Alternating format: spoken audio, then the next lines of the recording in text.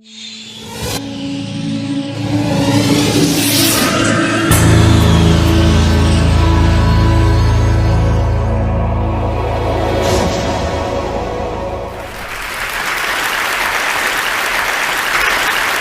story starts, I was at a friend's house and she had on her shelf a copy of the DSM manual, which is the manual of mental disorders. It lists every known mental disorder. And it used to be, back in the 50s, a very slim pamphlet, and then it got bigger and bigger and bigger, and now it's 886 pages long, and it lists currently 374 mental disorders. So I was leafing through it, wondering if I had any mental disorders, and it turns out I've got 12. I've got generalized anxiety disorder, which is a given. I've got nightmare disorder, which is categorized if you have recurrent dreams of being pursued or declared a failure. And all my dreams involve people chasing me down the street going, "You're a failure." I've got parent-child relational problems, which I blame my parents for.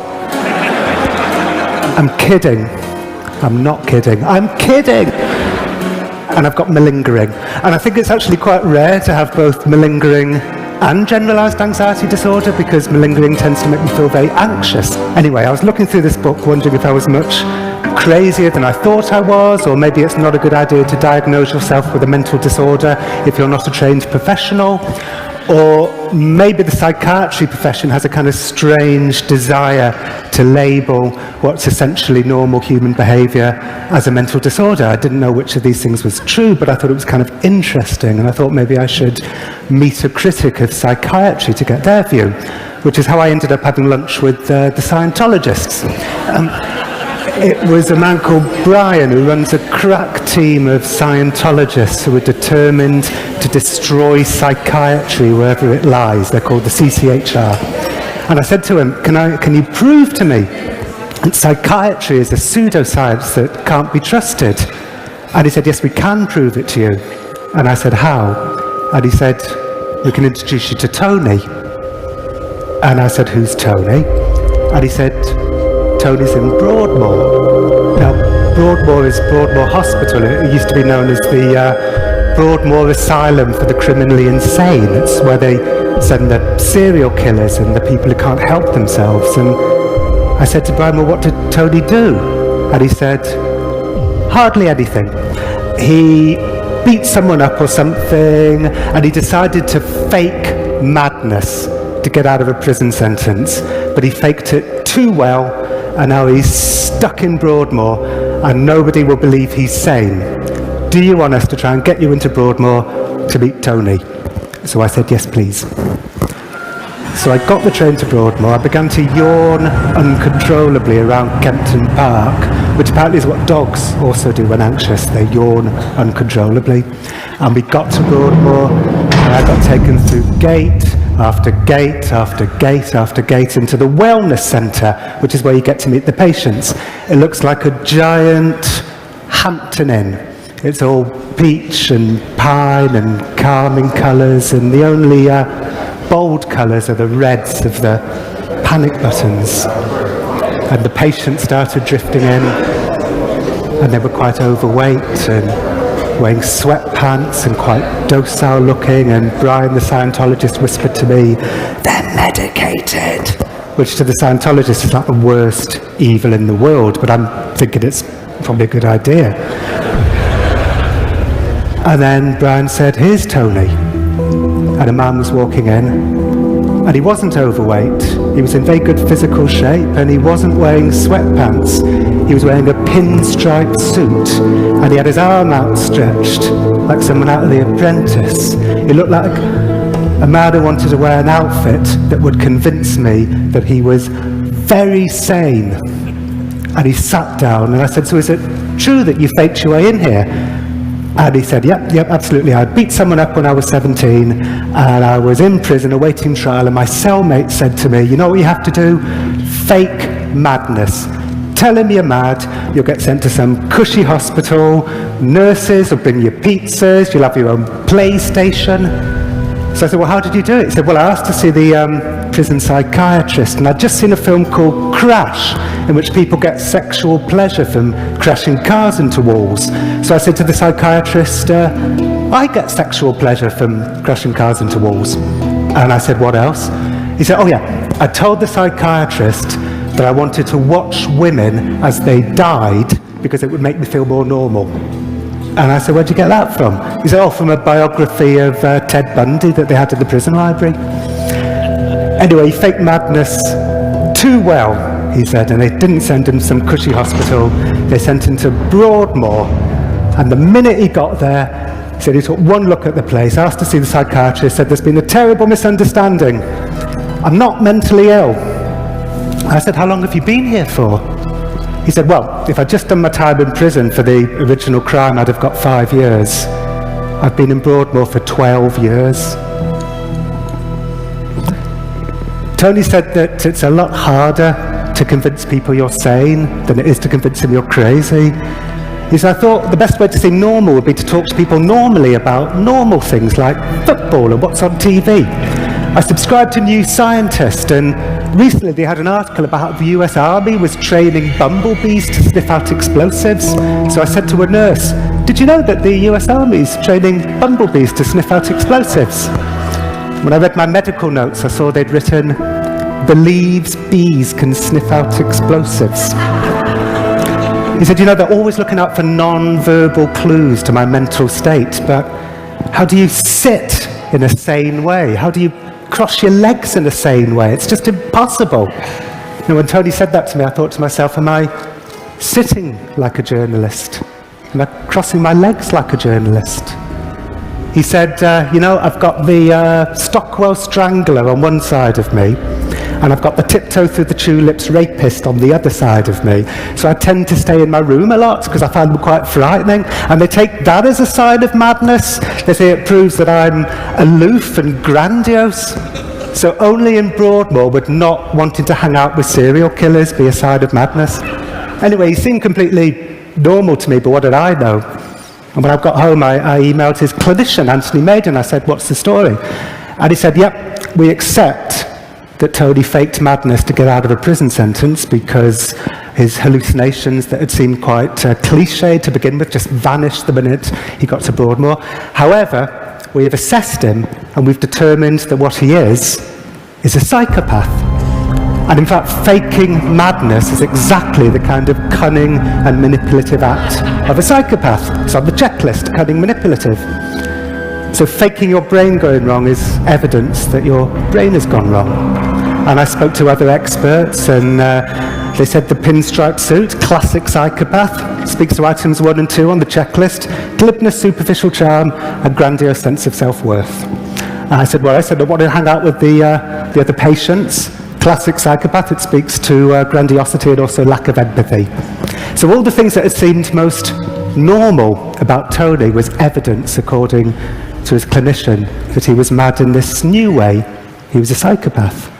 And his clinician said to me, if you want to know more about psychopaths, you can go on a psychopath spotting course run by Robert Hare, who invented the psychopath checklist. So I did. I went on a psychopath spotting course, and I am now a certified, and I have to say extremely adept, psychopath spotter. So, here's the statistics. 1 in 100 regular people is a psychopath.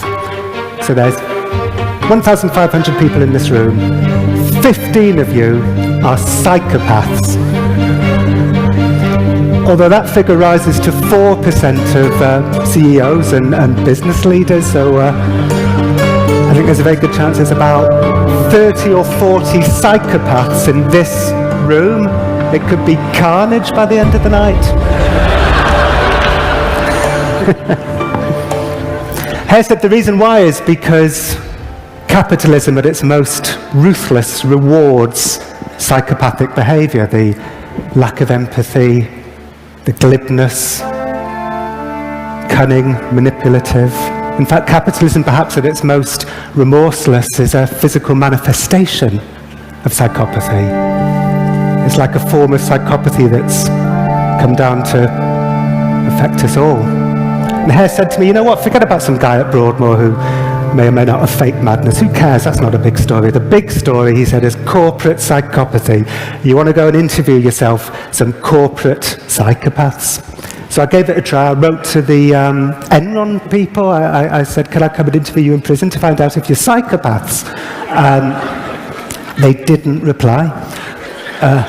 So I changed tack. I emailed Chainsaw Al Dunlap, the asset stripper from the 1990s. He would come into failing businesses and close down 30% of the workforce, just turn American towns into ghost towns. And I emailed him and I said, I believe you may have a very special brain anomaly that makes you special, interested in the predatory spirit and fearless. Can I come and interview you about your special brain anomaly? And he said, come on over. So I went to our Dunlap's grand Florida mansion. It was filled with sculptures of predatory animals. There were lions and tigers. He was taking me through the garden. There were falcons and eagles. He was saying to me over there, you've got sharks and more. He was saying this in a less effeminate way.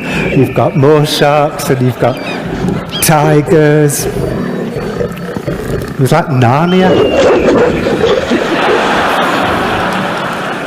And then we went into his kitchen.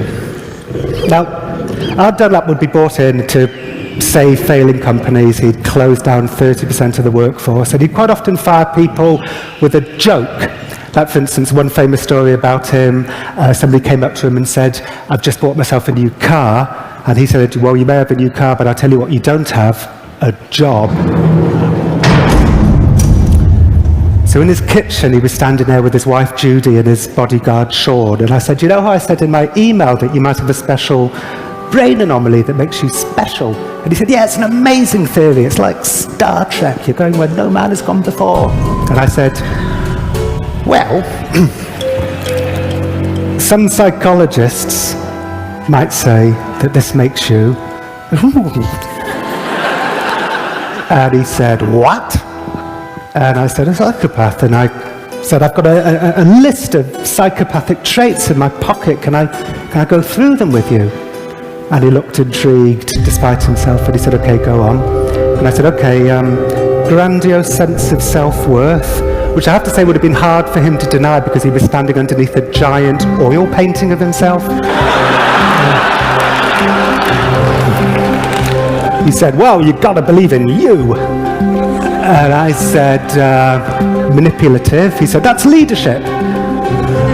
And I said, shallow affect and inability to experience a range of emotions. He said, who wants to be weighed down by some nonsense emotions? So he was going down the psychopath checklist, basically turning it into who moved my cheese. But I did notice something happening to me the day I was with Al Dunlap. Whenever he said anything to me that was kind of normal, like he said no to juvenile delinquency, he said he got accepted into West Point and they don't let delinquents in West Point. He said no to many short-term marital relationships. He's only ever been married twice. Admittedly, his first wife cited in her divorce papers that he once threatened her with a knife and said he always wondered what human flesh tasted like. But people say stupid things to each other in bad marriages in the heat of an argument. And his second marriage has lasted 41 years. So whenever he said anything to me that just seemed kind of non-psychopathic, I thought to myself, well, I'm not going to put that in my book. And then I realized that becoming a psychopath spotter had kind of turned me a little bit psychopathic. So I was desperate to shove him in a box marked psychopath. I was desperate to define him by his maddest edges. And I realized, oh my God, this is what I've been doing for 20 years. It's what all journalists do. We travel across the world with our notepads in our hands and we wait for the gems. And the gems are always the outermost aspects of our interviewee's personality. And we stitch them together like medieval monks and we leave the normal stuff on the floor. And you know, this is a country that overdiagnoses certain mental disorders hugely. Childhood bipolar, children as young as 4 are being labelled bipolar because they have temper tantrums, which scores them high on their bipolar checklist. When I got back to London, Tony phoned me. He said, why haven't you been returning my calls? I said, well, they say that you're a psychopath. And he said, I'm not a psychopath. He said, you know what? One of the items on the checklist is lack of remorse. But another item on the checklist is cunning manipulative. So when you say you feel remorse for your crime, they say, typical of the psychopath, to cunningly say he feels remorse when he doesn't. It's like witchcraft. They turn everything upside down. He said, I've got a tribunal coming up. Will you come to it? So I said, okay. So I went to his tribunal. And after 14 years in Broadmoor, they let him go. They decided that he shouldn't be held indefinitely because he scores high on a checklist that might mean that he has a greater than average chance of recidivism. So they let him go. And outside in the corridor he said to me, you know what, John? Everyone's a bit psychopathic. He said, you are, I am. Well, obviously I am. I said, what are you going to do now? He said, I'm going to go to Belgium because there's a woman there that I fancy, but she's married, so I'm going to have to get a split up from her husband. Anyway, that was 2 years ago, and that's when my book ended. And for the last 20 months, everything was fine. Nothing bad happened. He was living with a girl outside London. He was, according to Brian the Scientologist, making up for lost time, which I know sounds ominous, but isn't necessarily ominous. Unfortunately, after 20 months, he did go back to jail for a month. He got into a fracas in a bar, he called it. Ended up going to jail for a month, which I know is bad, but at least a month implies that it's, whatever the fracas was, wasn't too bad. And then he phoned me. And you know what? I think it's right that Tony is out, because you shouldn't define people by their maddest edges. And what Tony is he's a semi-psychopath. He's a grey area in a world that doesn't like grey areas. But the grey areas are where you find the complexity, and it's where you find the humanity, and it's where you find the truth. And Tony said to me, John, can I buy you a drink in a bar? I just want to thank you for everything you've done for me. And I didn't go. What would you have done? Thank you.